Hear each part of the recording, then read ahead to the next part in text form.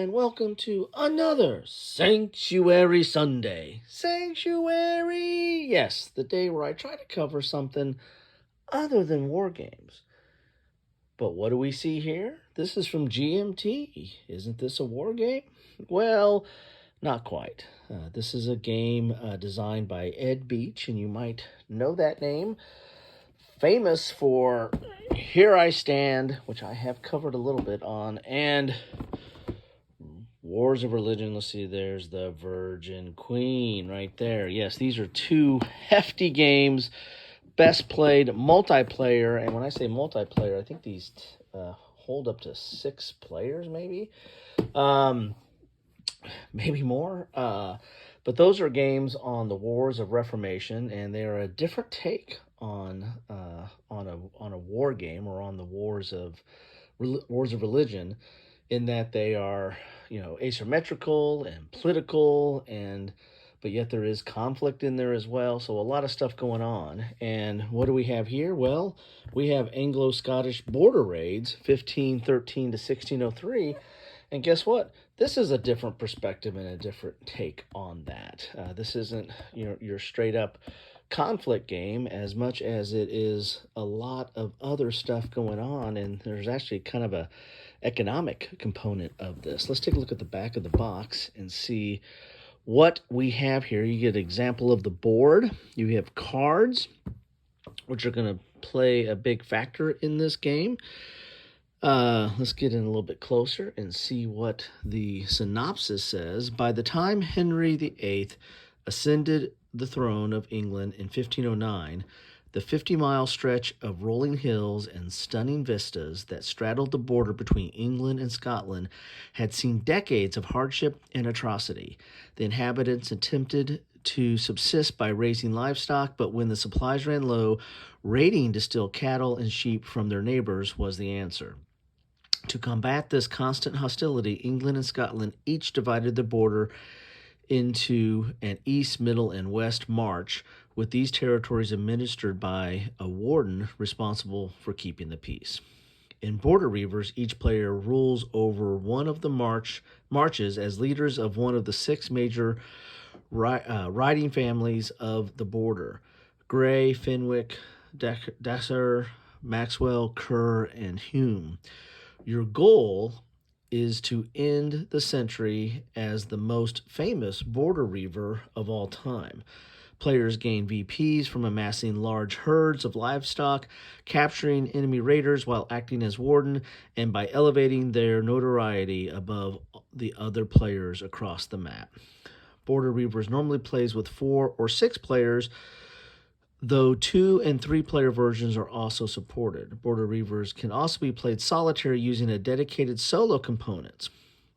Playing time for experienced player ranges from 2 hours for the solo and 4-player games up to 3 hours for a 6-player game. So again, Mr. Beach is at it again. This is a multiplayer game. As you can see here, you go 1, 2, 6 players.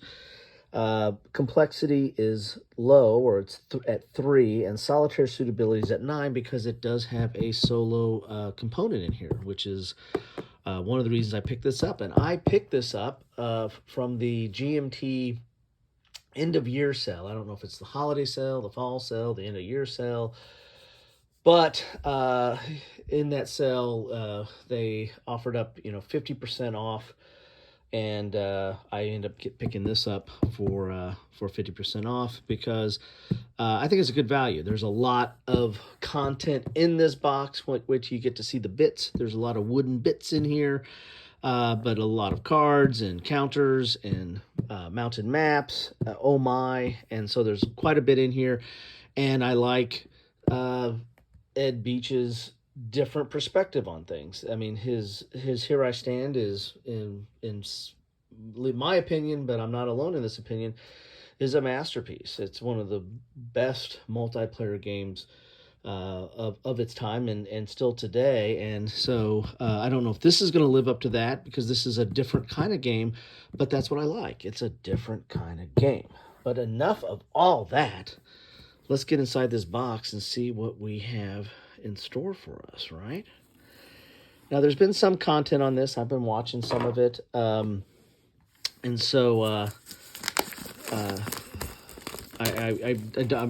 I really don't know fully how to play the game yet, but I have been watching some of the playthroughs, some of the content, and that's eventually, after seeing some of that and some of the unboxings, I decided, what the heck, I need to pick this up because it looked interesting. I said I like the solo aspect, and I like, there's not a lot of, well, I don't know of any games that's covering Anglo-Scottish border raids, but more specifically, there's not a lot covering this kind of period and the battles or the disputes between England and Scotland during that time period. So, sorry about that. That was my fingers, not the box.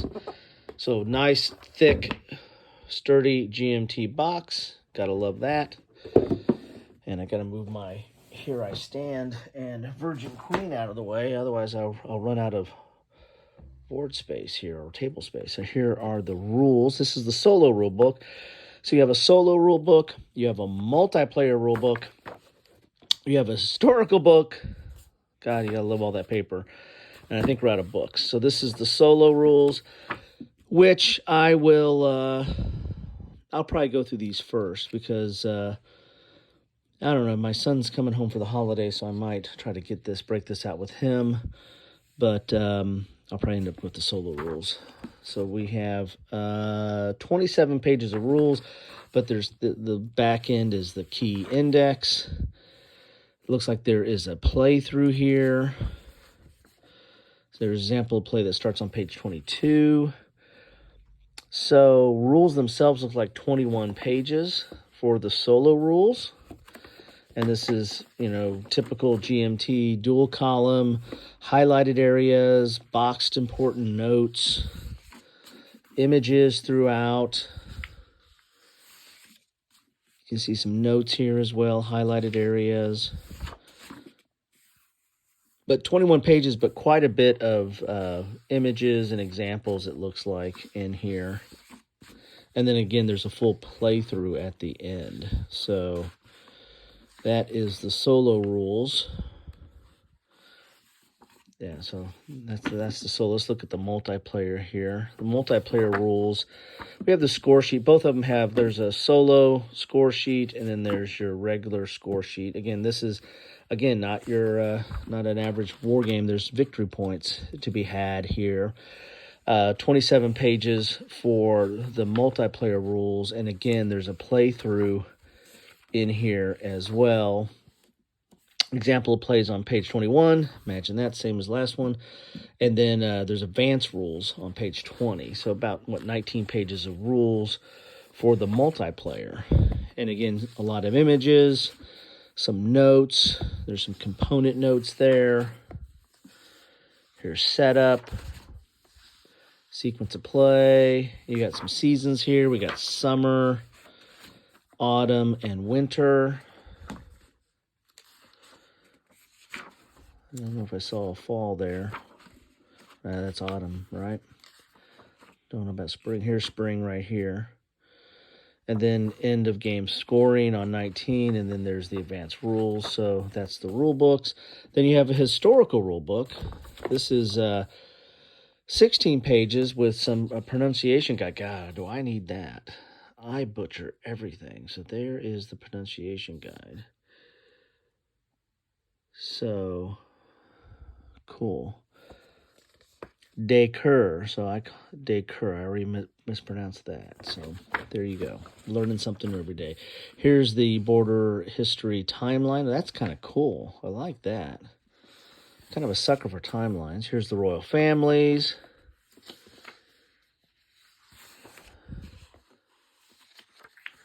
Wow, this is cool. Then you got the map gazetter, so this is going to talk about some name places around there. Here's the designer notes. Here's some books to read. Oh my god, I got some homework. Cool, so nice historical guide there. Now we have some player aids here. Nice thick backing and paper here. This is attack dice. And then sequence of play. So I imagine there might be 6 of these. 1, 2, 3, 4, 5, and 6. There we go. There's sequence of play. So you got little player aids here for up to 6 players. Cool. Then we have, oh, this is a thicker player. This is a player board, I would imagine. Solo sequence of play. So, guess you can't play Fenwick if you're playing solo, unless they have it on all the backs. So this is the Fenwick board. You got their heraldry there, and some places for cards, and sheep, keeping track of your sheep, and horses, and hand size. And the number of sheep you have is going to tell what your horse limit, your hand size, and your cattle income is. So, again, there's kind of an economic system to this game. And these are just single-sided, so I guess you can't play Fenwick solo. Maybe not. Ooh, here we go. You got something. This is opposing player's draft sheet. Interesting. So, maybe there's card drafting in this game, too. How Euro can you get? There's another solo sequence of play. So I guess you can play Fenwick after all. All right, there's Maxwell. Hume. And then you got the solo play aid. So you can't play, well, maybe you might not be able to play Hume then, solo. I don't know. I'll figure it out. Here is the card decks. So this looks possibly to be a table hog, because there's a lot of, especially if you're playing 6 players, this is going to take up a lot of space, because these are off-board player aids, or actually need to be off-board tracks. Here's the victory track. Then we get to some counters, and it's only 2 counter sheets, but we have pre-rounded cattle in increments of 1 and 5, so they're kind of a currency there. Got these little tiny counters here, tiny counters. Then these have some farm region. Interesting. What's this on this front here? Okay. Different locations there, it looks like. Here's some larger counters.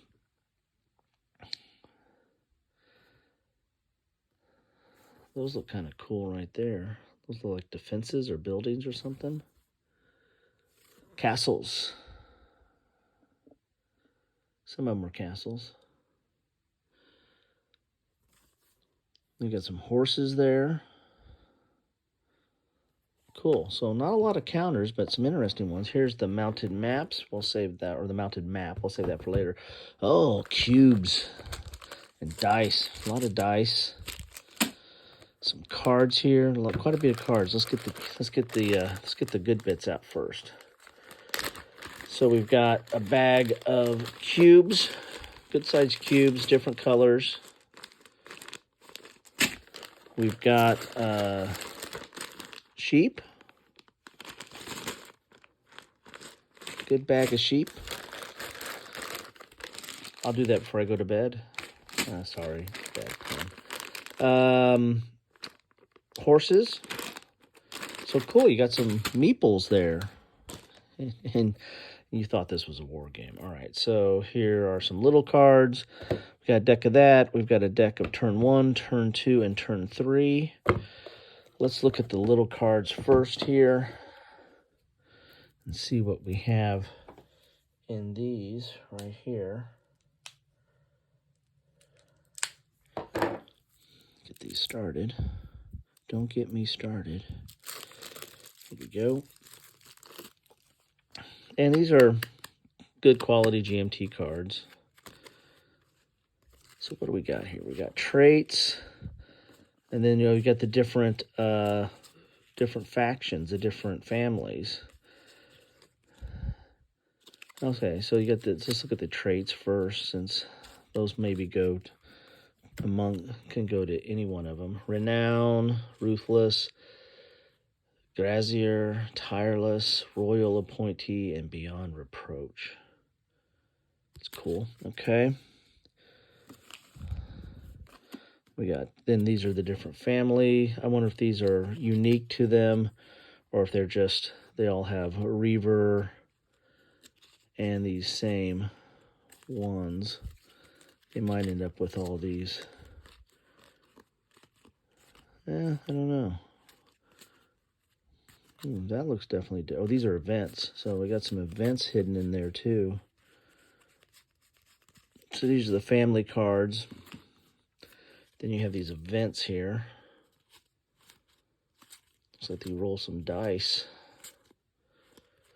Mary, Queen of the Scots. Cool. All right. Now let's look at these turn 1 cards here.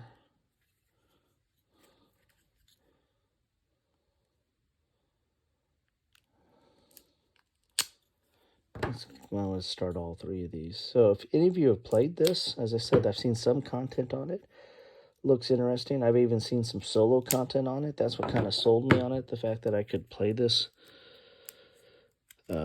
solitaire. Although it looks like a little bit of setup. I mean, with all this sideboards and boards and bits and meeples and what have you, there's a lot to this game. So, which kind of is not my ideal source for a solo game. If I have to spend a lot of time setting up, then and I don't really like that for solo games as much. All right, so these are all different things that come in the first turn. Okay, so there's turn 1. Here's turn 2 cards. But it's a unique enough topic, and it's interesting, so I said I need to get this. So these are different people that come into play depending upon the turn. And I think we saw that in the historical book. There was some talk about when some of these things come about.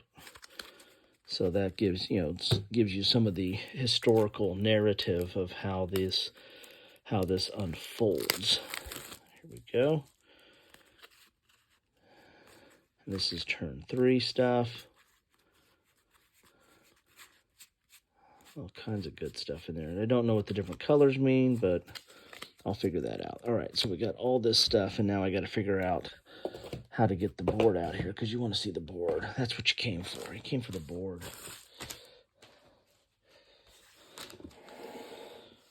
I would imagine it's a pair of pants set up here.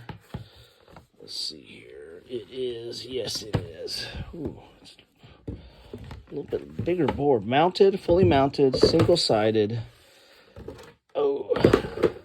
So all the different player counts will be played on here, but I think you might mark off some territories if you're not playing with a full player count. Normally that's what happens with games kind of like this. All right. Of course, there's really nothing like this, right? So there you have it. Wow, nice looking board.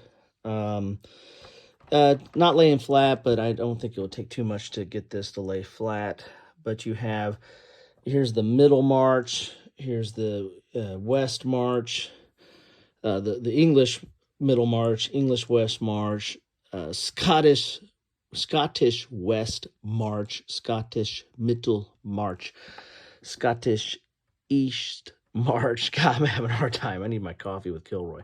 And then the English east march. There we go. Don't say that fast. And here's Fenwick down here. You got some heraldry, so you got some locations where some of the families I think will be starting off. Here's Hume. Interesting. And then, I think you can build up some defenses, and there's markers for that. And then there's also some castles that we saw in there as well. So there is some combat. There's some area control. There's going to be, the cattle, the sheep, and the cattle will be encounters, and there's horses, and all that stuff's going to play into the game as well. As I said, there's a little bit there. There's a little bit of combat. There's a little bit of put the dice to try to weight that down. Economic. Imagine there might be even some political aspects abstracted in this as well. So quite a bit going on here. And we got the turn cards up here. I mean, I'm just putting them out so you can get a feel for what some of this stuff looks like. Turn 2.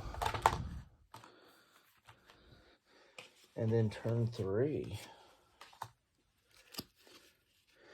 Anyway, there's quite a bit in this box. That's another reason why I decided to, you know what, I'm going to move this over here. That's another reason why I decided to pick this up, because it looked like a good, pickup for the topic and the content. There's your cattle right there.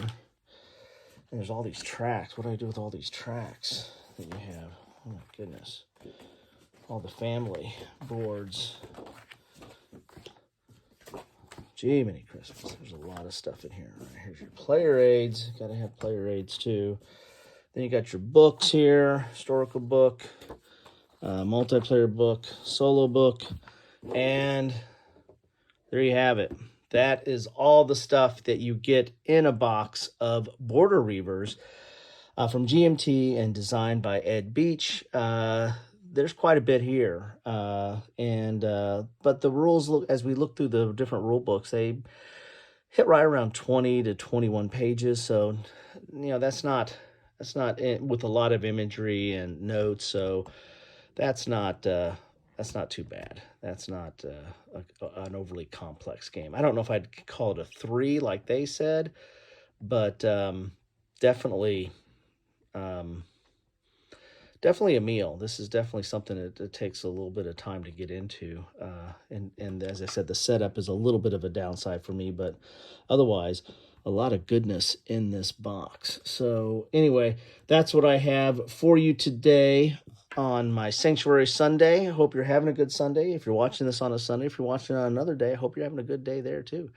Love to know your thoughts on this, though. Drop them down below and let me know. Thanks, all.